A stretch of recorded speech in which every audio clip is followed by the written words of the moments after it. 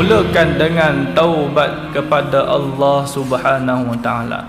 Apa taubat tuan-tuan? Allah Subhanahu wa taala berfirman, A'udzu billahi minasy syaithanir rajim. Wa tubu ilallahi jami'an ayyuhal mu'minuna la'allakum tuflihun. Dan bertaubatlah kamu sekalian kepada Allah, wahai orang-orang yang beriman, supaya kamu berjaya. Surah An-Nur ayat 31. Allah berfirman lagi, Ya ayyuhalladzina amanu tubu ilallahi taubatan nasuha. Wahai orang-orang yang beriman, bertaubatlah kamu kepada Allah dengan taubatan nasuha. Surah At-Tahrim ayat 8. Apa makna nasuha? Kata Imam Al-Ghazali, nasuha itu adalah keikhlasan, ketulusan hanya kerana Allah tanpa cacat dan celak. Ketulusan tu nasuha. Manakala taubat nasuha, kata Imam Al-Ghazali, adalah keadaan ketika mana seorang hamba bertaubat secara zahir dan batin. Taubat ni kena zahir dan batin. Menyesali perbuatan, niat tidak akan mengulangi kesalahannya lagi. Taubat ni tuan-tuan ada dua perkara kita kena buat, zahir dan batin. Tak cukup saja zahir kita taubat kepada Allah. Hari ni tuan-tuan kita tertipu dengan amal ibadat kita. Zahir kita indah di pandangan manusia, mengubah pada pakaian kita, sampai kalau orang puji kita tuan haji, ustaz dan sebagainya. Tetapi dalaman kita masih lagi belum bertaubat kepada Allah, masih lagi berat nak tinggalkan maksiat. Kata Imam Al-Ghazali rahimallahu ta'ala, kata Imam Al-Ghazali memberi perumpamaan. Umpama orang yang taubat dia secara zahir sahaja, luaran saja taubat, adalah seperti sampah yang dibungkus dengan kain sutera. Ni umpama orang yang taubat secara zahir saja, seperti sampah yang dibungkus dengan kain sutera, sehingga kan orang melihat rasa kagum dengan dia, hebat luaran dia, menyarungkan jubah pakaian dia, ridak serban dan sebagainya, tetapi di dalamnya hanya Allah yang tahu betapa hina dan busuknya dia. Ini umpama orang taubat secara zahir sahaja. Maka tuan-tuan yang dirahmati Allah Subhanahu wa taala, Nabi SAW bersabda, Allah, mafhum hadis, Allah tidak melihat rupa paras kamu, akan tetapi Allah melihat hati kamu. Kenapa hari ini orang buat maksiat? Kenapa hari ini orang gemar buat dosa berbanding kebaikan? Tak lain tak bukan tuan-tuan, hari ini kita semua suka buat dosa kerana kita rasa seronok dalam dosa. Sebab buat dosa tu seronok lah orang suka buat. Orang buat hari ini dosa sebab dia rasa seronok. Maka dengan itu tuan-tuan, ulama ada bahas, ada banyak nikmat. Ada 3 kenikmatan yang Allah berikan kepada orang yang buat dosa.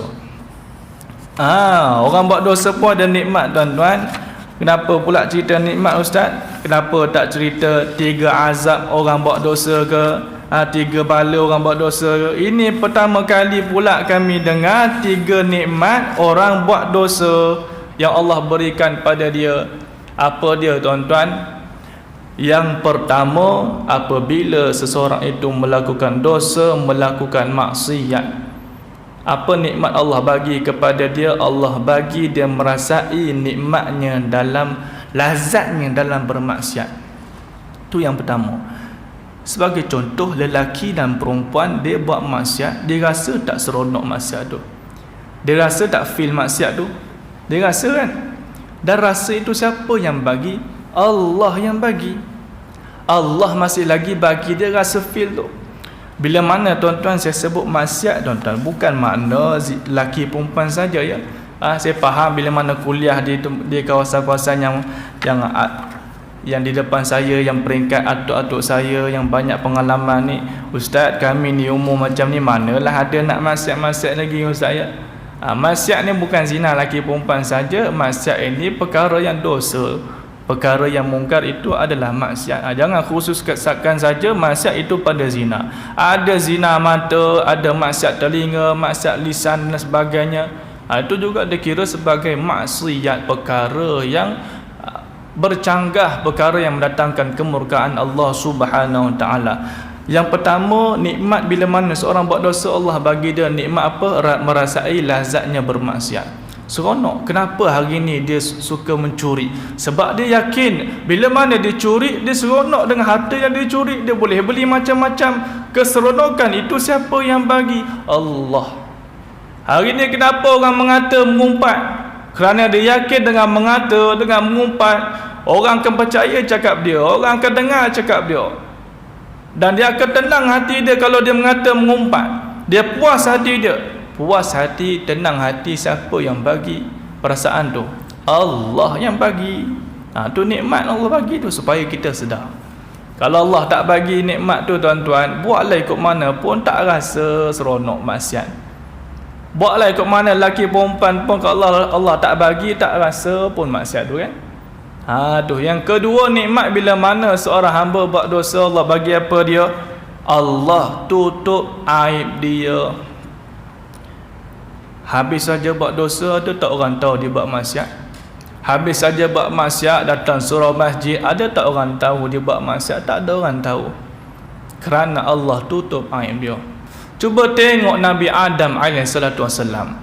Nabi Adam satu saja silap dia, bukan nak kata dosa besar yang amat pun, bukan zina pun. Satu saja silap dia memakan buah larangan, Allah cabut pakaian pada tubuh badan dia. Allah cabut kenikmatan syurga pada diri dia. Dia halau dia pada syurga, letakkan di atas dunia, hilang kenikmatan syurga. Pertama kali Adam AS turun ke bumi, dia lihat, dia bau dunia ini cukup busuk dan menjijikkan. Satu saja silap dia. Hari ni kita buat dosa, ada tak Allah terus tarik pakaian kita, tiba-tiba telanjang bulat? Tak ada kita jumpa. Kalaulah ada macam tu, tak berani orang buat maksiat. Hari ni kalau orang mengumpat tu, Allah tarik mulut dia, hilang mulut, tak ada mulut. Tak berani kita tak buat maksiat. Mungkin sampai satu tahap Allah boleh bagi macam tu. Dok mengata mengumpat, tiba-tiba Allah tarik wire sedikit ke mulut dia, jam habis mulut. Ada juga macam tu. Allah melekat laki perempuan melekat. Tapi belum jumpa lagi, bukan belum jumpa, belum sampai tahap minta jauh pada tahap tu. Yang ketiga, nikmat bila mana seorang hamba buat dosa, apa dia Allah bagi pada dia? Allah letakkan perasaan sangka baik, husnuzon terhadap jemaah sekeliling dia. Allah letakkan perasaan husnuzon terhadap orang sekeliling dia. Tu nikmat.